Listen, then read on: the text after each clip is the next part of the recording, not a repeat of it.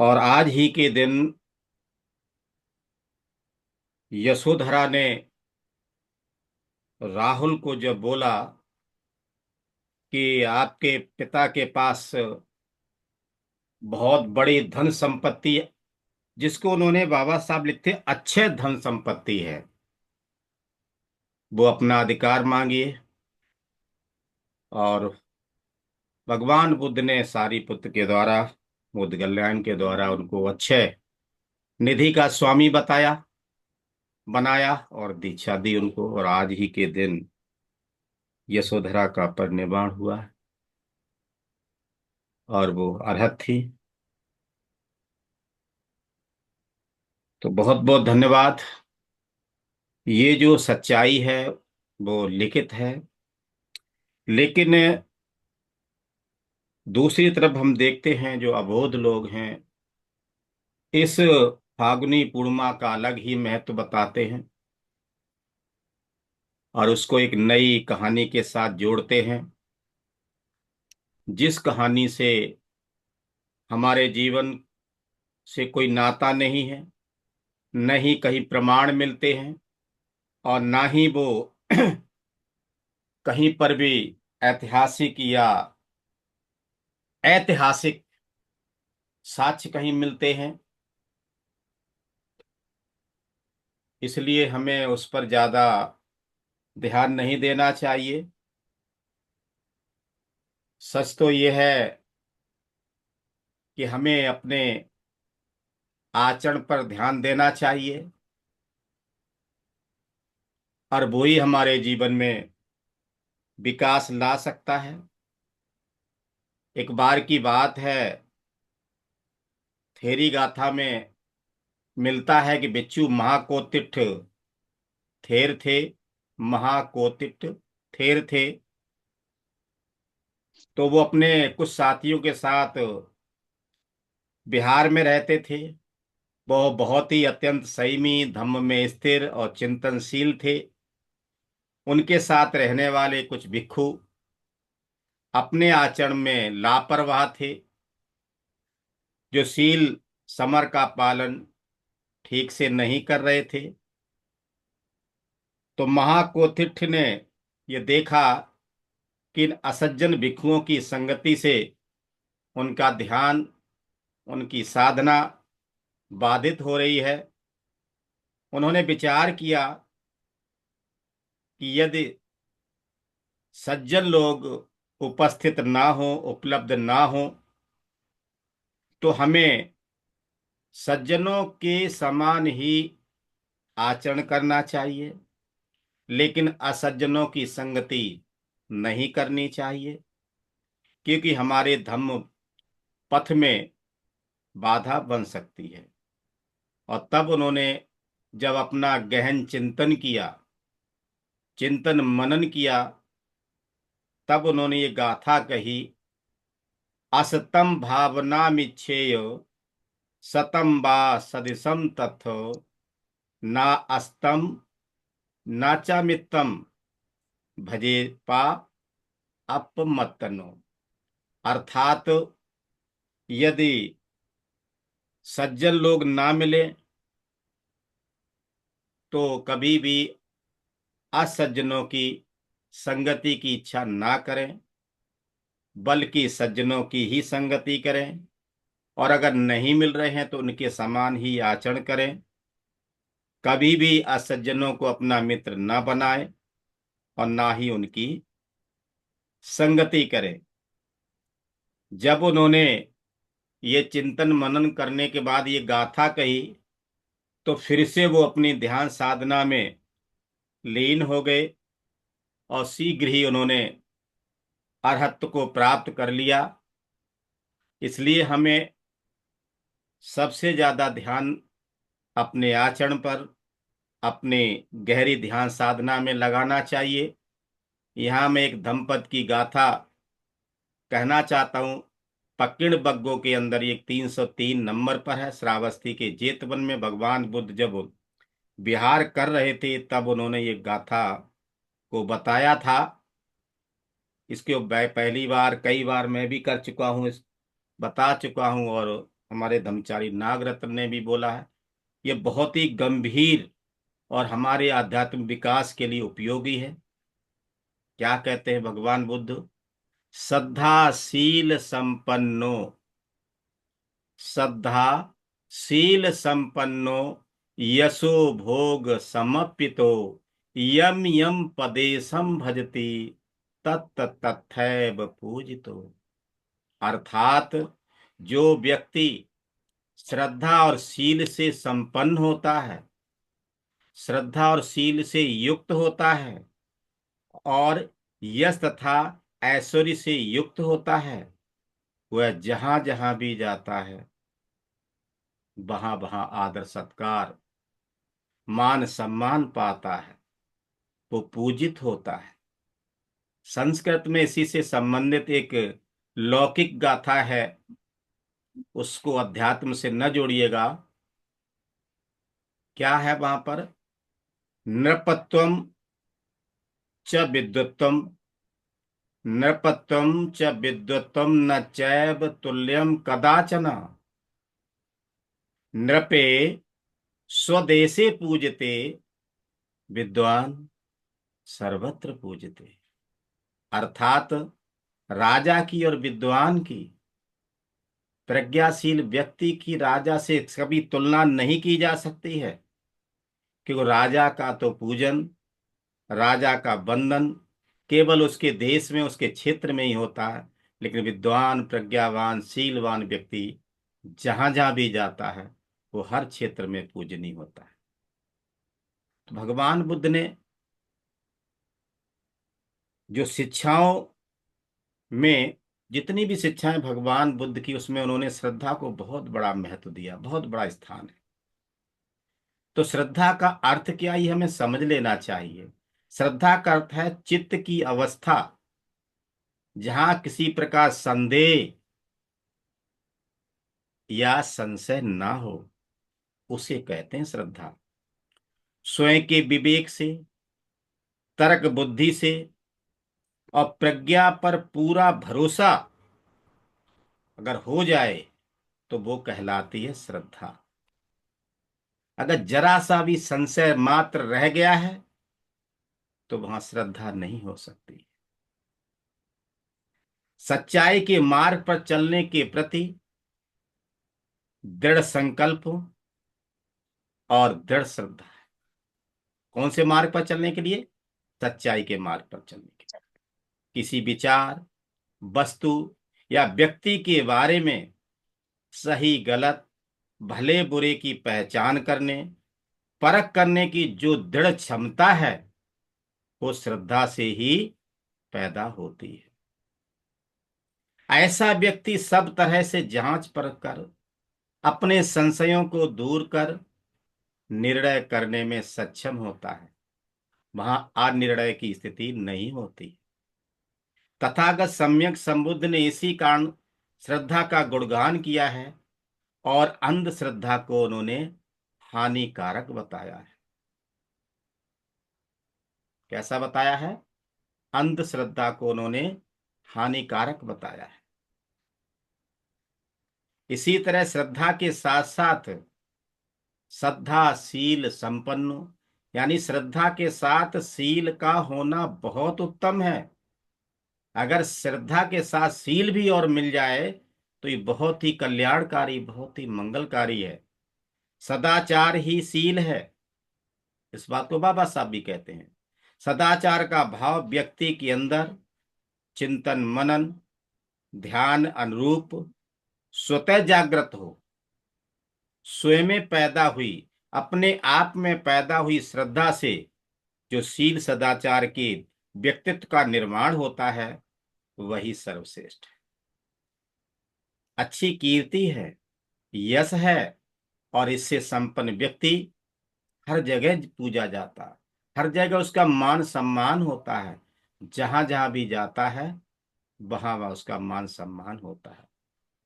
इसलिए हमने श्रद्धा और शीलों पर बहुत ज्यादा अपना समय देना चाहिए। और इस श्रद्धा को और अच्छी तरीके से समझने के लिए कालाम सूत्र का भी अभ्यास कर सकते हैं हम। मैं केवल पढ़ के बताऊंगा। कालाम सूत्र में जो बातें दी है भगवान बुद्ध ने, जो कालामों को बताया है, उसके आधार पर ही किसी बात को मानना चाहिए। भगवान बुद्ध क्या कहते हैं, किसी बात को इसलिए मत मानो कि वह तुम्हारे सुनने में आई है। सुनी सुनाई बातों पर भरोसा मत करो। किसी बात को इसलिए मत मानो कि बहुत से लोग उसके समर्थक, आजकल यही हो रहा है। अगर हम नहीं करेंगे तो क्या क्या फर्क पड़ता है। किसी बात को इसलिए मत मानो कि वह धर्म ग्रंथों में लिखित है। अभी मैंने बताया था, होली का जो धर्म ग्रंथों में लेख है, वो कहीं भी अन्य जो साक्ष्य हैं, अब लेखागार हैं, कहीं भी उसका लेख नहीं मिलता, कहीं कोई साक्ष्य नहीं मिलते हैं। और आगे क्या कहते हैं, किसी बात को केवल इसलिए मत मानो कि तर्क शास्त्र के अनुसार है। बहुत सारे लोग तर्क देते हैं, तुम नहीं मानते हो तो क्या फर्क पड़ता, फिर कहते हैं हवा है, कहना पड़ेगा है। तो कहते हैं वो दिखती है क्या, बोले नहीं, तो ऐसे ही ईश्वर है तो सही, दिखता नहीं है, यानी ऐसे ऐसे तर्क देते हैं वो। तो तर्क शास्त्र के अनुसार अगर वो सही है तो भी उस बात को नहीं मानना चाहिए। किसी बात को केवल इसलिए मत मानो कि न्याय शास्त्र के अनुसार है। आजकल बुलडोजर चल रहा न्याय के नाम पर, ये चिंतन की बातें हैं। किसी बात को इसलिए मत मानो कि वह ऊपरी तौर पर मान्य प्रतीत होती है, ऊपर तरफ से लग रहा है कि ये ठीक हो सकती है, संभावना है। केवल किसी बात के लिए मत मानो कि वह अनुकूल विश्वास या अनुकूल दृष्टि की है। किसी बात को केवल इसलिए मत मानो कि ऊपरी तौर पर यह सच्ची प्रतीत होती है। किसी बात केवल इसलिए मत मानो कि ये किसी आचार्य द्वारा कही गई है। देखो भगवान बुद्ध कितना क्लियर कह रहे हैं। और आगे क्या कहते हैं, इतना ही नहीं, तुम्हें ये भी देखना चाहिए कि क्या ये सिद्धांत तृष्णा, घृणा, मूढ़ता और द्वेष की भावना में वृद्धि में सहायक तो नहीं हो रही है।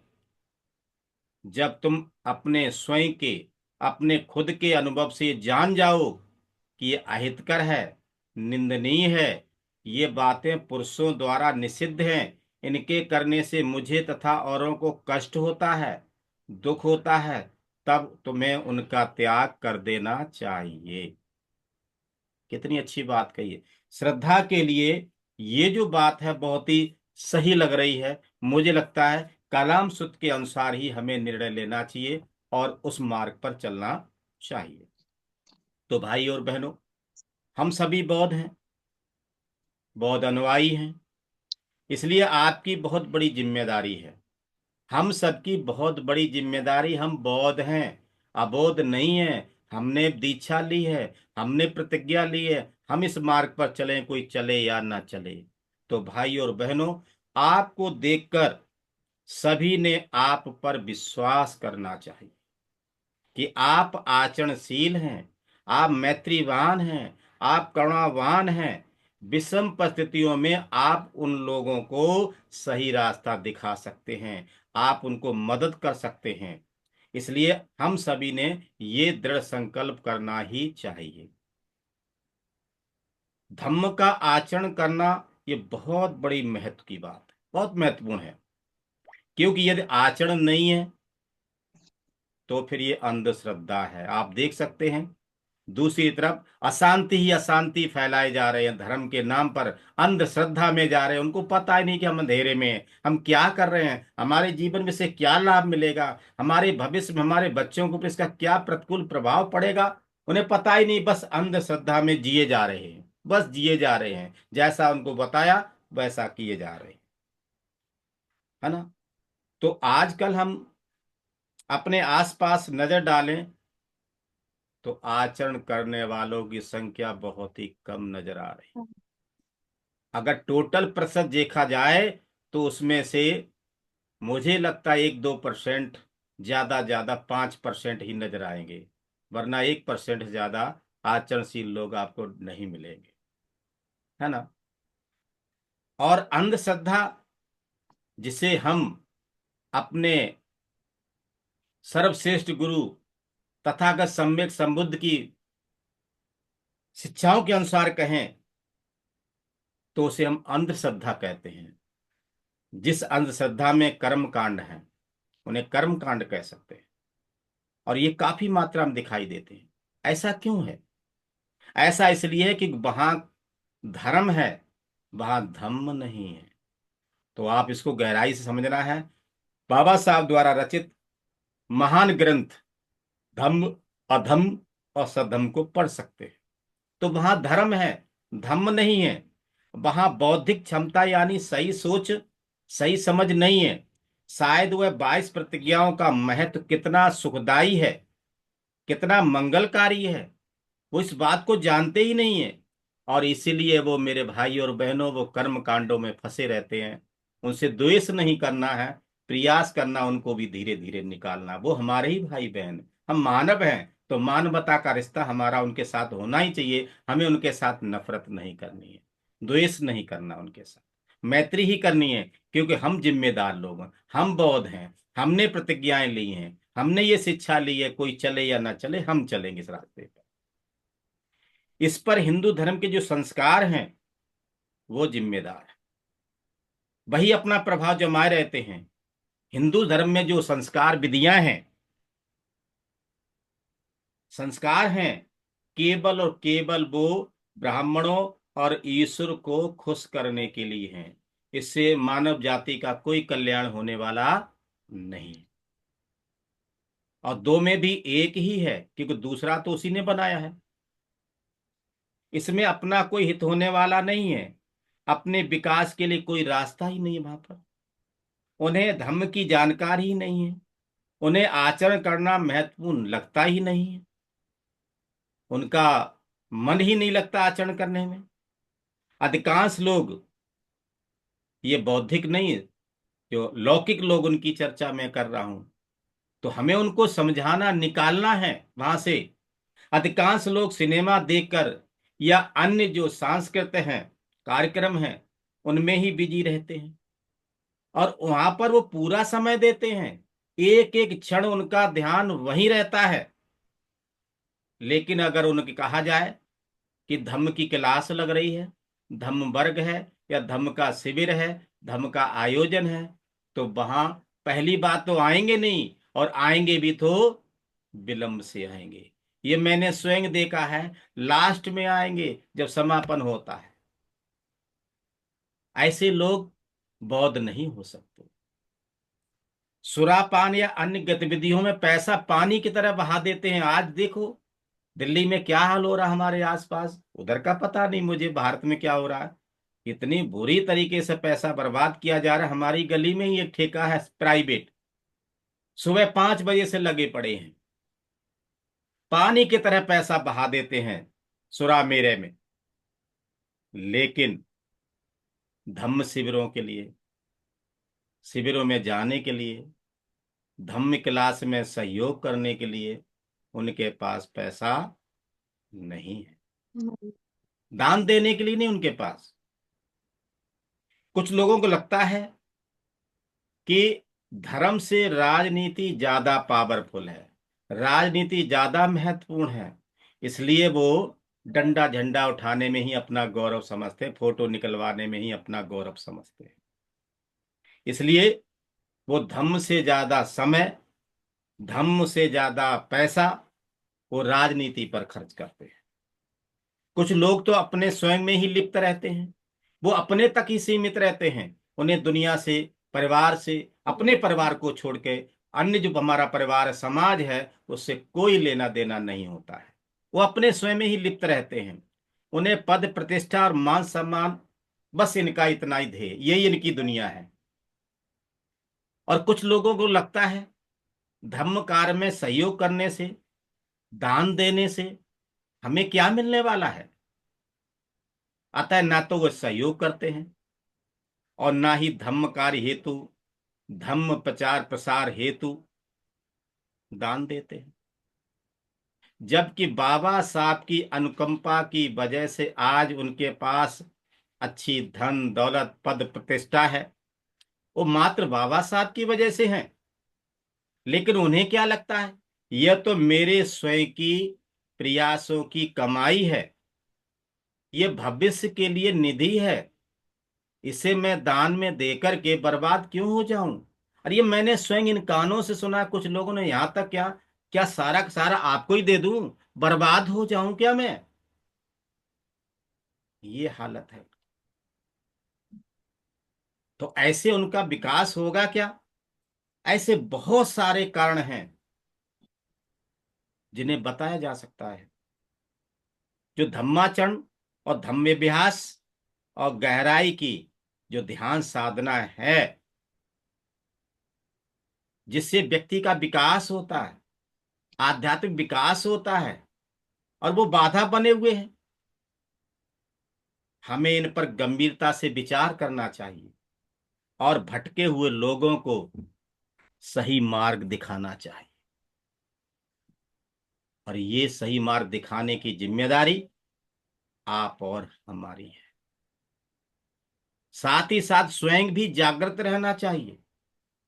ऐसा नहीं दूसरों को जगाते जगाते जागृत करते कब आपका लोभ, द्वेष, अहंकार, खुन्नस फुन्नस बढ़ने लग जाए, तो ये भी ध्यान रखना चाहिए।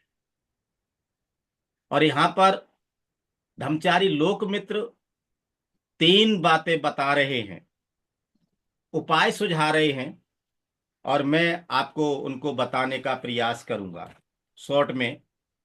पहली बात वो क्या कहते हैं कि सबसे पहले अपने घर को जो अनुचित प्रभाव में है उसे ही जड़ से उखाड़ डालना है। अपने ही घर क्या अनुचित प्रभाव है?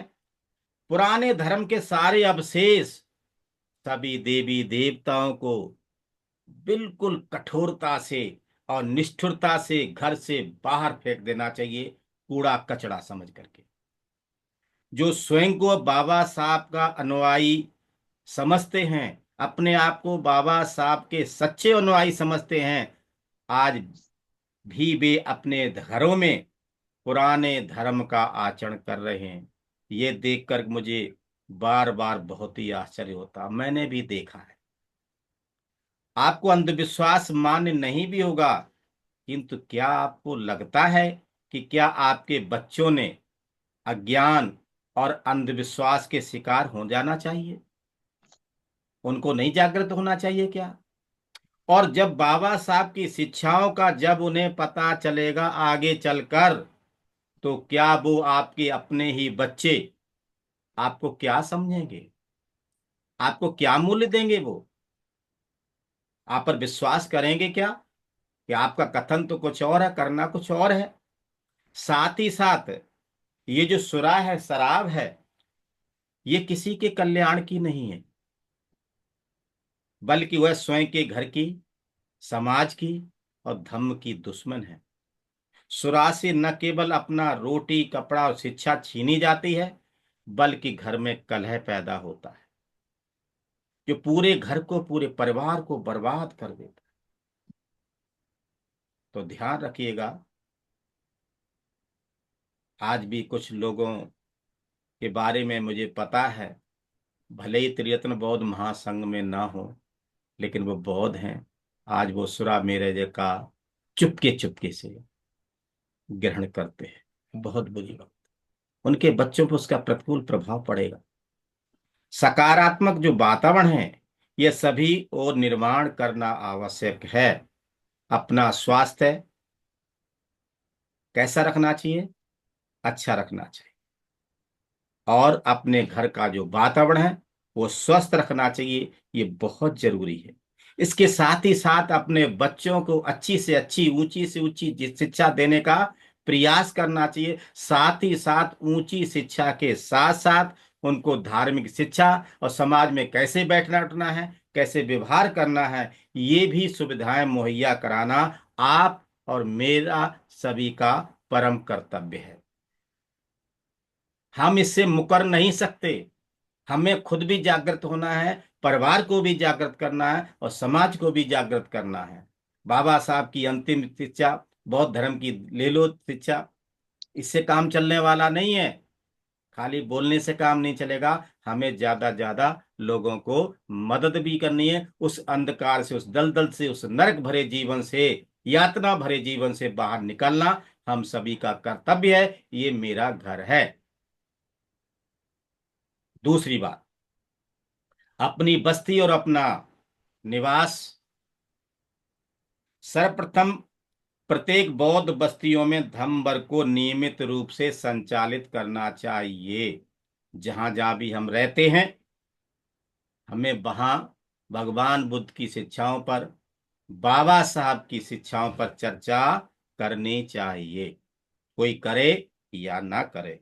विशेषतः प्रत्येक महत्व के त्योहारों के दिन धार्मिक आयोजनों का, कार्यक्रमों का आयोजन करना चाहिए एवं उसका आयोजन बेहतर ढंग से करना चाहिए, तरीके से करना चाहिए। जो लोग कार्यक्रम को आयोजित करते हैं उनमें आपस में भाईचारा होना चाहिए, किसी प्रकार का विसंवाद नहीं होना चाहिए। और विसंवाद का कारण मैं तो नहीं कहीं हूं, इस बात का भी चिंतन करना चाहिए। सुसंवाद से बौद्धों में बहुत ही महत्वपूर्ण विकास होता है। ऐसी धम्म सभाओं में राजनीति को ज्यादा महत्व नहीं देना चाहिए। मुझे तो पता है, मैं यही प्रयास करता हूं अपने कार्यक्रमों में दिल्ली के अंदर किसी राजनेता के हाथ में माइक नहीं देता, उसको बोलने का मौका नहीं देता। ये प्रयास रहता है मेरा, क्योंकि राजनीति में सब कुछ चलता है लेकिन धम्म में सब कुछ नहीं चलता है। धम्म में केवल और केवल विकास चलता है, आध्यात्मिक विकास ही चलता है, मैत्री चलती है, करुणा चलती है, यही विकास होता है। संपूर्ण शक्ति धम्म पर केंद्रित होनी चाहिए। जैसे बुद्ध जयंती है, बाबा साहब की जन्म जयंती 14 अप्रैल, इन अवसरों पर विवाह जैसे समारंभ नहीं करने चाहिए, उनके लिए दूसरा दिन निकालना चाहिए। ऐसे पावन एवं महत्वपूर्ण दिन पर अपना अधिकांश समय धम्म का चिंतन, धम्म के लिए अभ्यास और अपना पूरा का पूरा समय, ज्यादा समय चिंतन मनन करने में ही और आचरण करने में बिताना चाहिए। समय समय पर अपने आप को अपडेट करना चाहिए, चेक करते रहना चाहिए कि मेरे अंदर अभी और कौन सी कमजोरी बाकी है। उसको भी नाक का जुकाम समझ के तुरंत बाहर फेंक देना चाहिए। दूसरी बात ऐसी है, केवल वंदना के कार्यक्रम हेतु अनेक लोगों को इकट्ठा होकर के आना चाहिए और खाली वंदना ही करनी चाहिए, ऐसा नहीं है। उस वंदना के साथ धम्म अभ्यास भी करना चाहिए, ध्यान भी करना चाहिए। विशेषतः भगवान बुद्ध और उनका धम्म, जो महान ग्रंथ बाबा साहब ने हमें दिया है, उसका सामूहिक रूप से अभ्यास करना चाहिए। उसमें का एक एक पैरा पढ़ करके वहां की जो शिक्षाएं हैं अपने खुद के जीवन में कितनी उपयोगी हो सकती हैं, इस पर भी चर्चा करनी चाहिए। उसी तरह बाबा साहब ने जो धम्म पर अब तक प्रवचन दिए हैं, उन भाषणों का लेखन और पूज्य भंते उर्गेन संघ रचित के जो प्रवचन हैं उन पर भी समय समय पर चर्चा करनी चाहिए और ये चिंतन करना चाहिए ये हमारे जीवन के लिए कितने उपयोगी हैं। बार बार चर्चा करनी चाहिए। कालेन धम्म सक्काच्छा ये तंग मंगल मुक्तम, ये बहुत ही मंगलकारी, बहुत ही कल्याणकारी है। साथ ही साथ प्रत्येक बौद्ध, वो चाहे पढ़ा लिखा हो या अनपढ़ हो, सहजता से समझ सके, ऐसे प्रवचनों को भी करना चाहिए, उनसे ऐसी चर्चा करनी चाहिए। ज्यादा ऊंचाई के शब्दों का प्रयोग नहीं करना चाहिए। अभी एक जगह मैं गया हुआ था, तो कोई महाविद्वान बोल रहा था और जब विद्वान बोल चुका तो प्रश्नोत्तर आता है। मुझे कहना ही पड़ा। मैंने कहा, महाविद्वान, जो आपने जिन शब्दों का प्रयोग किया अपने प्रवचन में, ये शब्द इतने ऊंचे थे, मैं वहां तक नहीं पहुंच पाया। मैं असमर्थ हूं आपकी भाषा को समझने में। कृपया करके ऐसा ध्यान दीजिए कि मेरे जैसे लोगों के भी समझ में आ जाए। तो इस बात का ध्यान रखिए, ज्यादा कठोर, ज्यादा भारी, ज्यादा ऊंचे शब्दों का प्रयोग नहीं करना चाहिए। और हमेशा ईगो के माध्यम से, गुस्से से या दहाड़ के ऐसे तरीके से भी, यानी ऐसी बॉडी लैंग्वेज हो ताकि दूसरे को समझ में आ जाए, कहीं उसके अंदर नकारात्मक विचार ना जाएं। इस बात का ध्यान रखना चाहिए। विशेषकर हमें जो युवा हैं, युवती हैं, महिलाएं हैं, उनके बीच में भी जाना चाहिए और धम्म को बहुत ही सरल तरीके से समझाने का प्रयास करना चाहिए। सभी को चाहिए धम्म। कोई अधर्म को ग्रहण करना नहीं चाहता, लेकिन जब उसे पता ही है कि ये अधर्म ही धर्म है तो उसको चलता है। हमारा कर्तव्य है उसको धर्म क्या है, अधर्म क्या है, सद्धर्म क्या है, ये जिम्मेदारी समझाने की हमारी। तीसरी बात है वो क्या है, धम्म शिविरों में सहभाग। अगर हमें और आगे जाने की इच्छा है तो उन्होंने धम्म का पहले से अच्छा पठन किया होता है। बाबा साहब ने जो भी हमें महत्व दिया धम्म का, ये समझ में आ रहा होता है। हम सभी प्रेरित हुए होते हैं, इसलिए उन्हें और ज्यादा गंभीरता से धम्माचरण करना चाहिए। अपने आध्यात्मिक विकास के लिए बहुत ही जरूरी है। साथ ही साथ ये आजमा के देखना चाहिए ये जो कुछ भी बोला है मेरे जीवन में महत्वपूर्ण है या नहीं है। किंतु ध्यान रखिएगा, उचित मार्गदर्शन के सिवाय केवल अकेले ही प्रयास करना बहुत कठिन है। अगर ऐसा प्रयास किया तो घटी घसीटे जाने की संभावना ज्यादा होगी। इसलिए योग्य और अध्ययनशील व्यक्ति के साथ भी धम्माचरण करना चाहिए। ये बात को ध्यान में रखना है। कहीं ऐसा न हो कि मेघी सूत्र लागू हो जाए हमारे ऊपर। भगवान बुद्ध ने मेघी को बहुत समझाया कि रुक जा मेघी, अभी कोई नहीं और आ जाने दे, जब ध्यान साधना करने के लिए जाना। लेकिन नहीं सुना और अंत में वापस भगवान बुद्ध के पास लौट के आया कि मुझे तो विचारों ने घेर लिया। तो हमें इस बात का भी ध्यान रखना चाहिए। किंतु यदि आप, मुंबई है, पुणे है, औरंगाबाद है, नागपुर, सोलापुर है, अहमदाबाद, हैदराबाद है, कानपुर है, दिल्ली है, मेरठ है, अमरावती है, आगरा है, बोधन है, भाजा है, नांदेड़ है, रायपुर है, ऐसे बहुत सारे केंद्र है। वहां आप जा करके शिविर कर सकते हैं। आजकल दिल्ली से भी बहुत सारे हमारे मित्र धर्मचारी विभिन्न जगह पर शिविरों में गए हुए हैं। तो वहां अगर आप धम्म वर्ग में शामिल होते हैं, शिविरों में शामिल होते हैं, उपस्थित वहां रहते हैं, ध्यान साधना सीखते हैं, धम्म के सूत्रों का अध्ययन करते हैं, पठन करते हैं, तो आपको बहुत बड़ा लाभ होने वाला है। साथ ही साथ समय समय पे जो अपने आसपास जो चलने वाले जो धम्म वर्ग है, धम्म की क्लासेज है, प्रशिक्षण वर्ग है, उनमें भी जाना चाहिए। और उनमें भी अगर समय नहीं मिलता है तो बोधि प्रकाश अपनी टीम के साथ 5 साल से आओ घर बैठे ध्यान सीखो, घर बैठे धम्म सीखो, ये क्लास चला रहे हैं, इसमें आइए, इसमें सीखिए, सीखो और सिखाओ, यही चल रहा है। ऐसे में जाना चाहिए और अपने मित्रों को भी बताना चाहिए ये क्लास बहुत ही मंगलकारी है, ये हमारे विकास में सहायक है, आइए इसमें शामिल हो सकते हैं।